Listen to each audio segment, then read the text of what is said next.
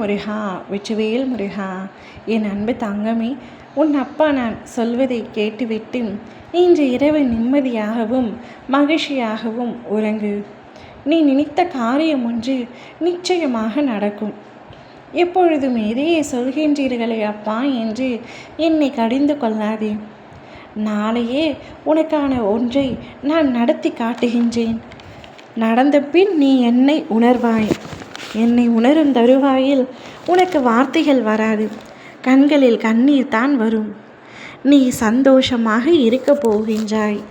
நீ உன் மனதில் என்ன நினைக்கின்றாயோ அப்படியே நடக்கத்தான் போகின்றது.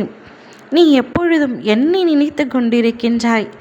நான் எதை நினைத்தாலும் அது எனக்கு நடப்பதே இல்லையே அப்பா, ஆசைப்பட்டது என்னுடைய கைகளில் இல்லை என்று ஒவ்வொரு நாளும் புலம்பிக் கொண்டிருக்கின்றாய். அவர்கள் எல்லாம் சந்தோஷமாக இருக்கின்றார்கள். நான் மட்டும் கஷ்டங்களோடும் பிரச்சனைகளோடும் என்னுடைய வாழ்க்கையை கடந்து கொண்டிருக்கின்றேன் அப்பா. எனக்கான விடிவு காலம் என்று வரும் என்று விடியலுக்காக காத்து கொண்டிருக்கின்றாய். விடியலுக்காக காத்து கொண்டிருக்கின்ற உனக்கு நாளைய விடியல் மிகவும் மகிழ்ச்சி தரக்கூடிய விடியலாக இருக்க போகின்றது.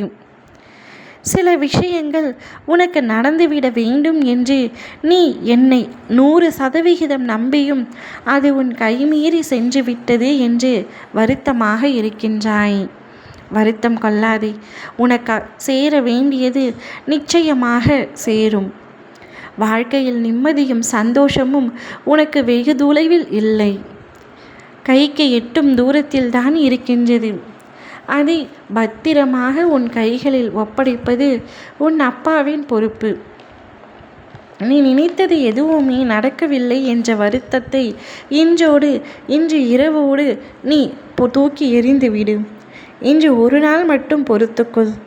நாளை நிச்சயமாக நீ நினைத்த காரியம் நடக்கப் போகின்றது.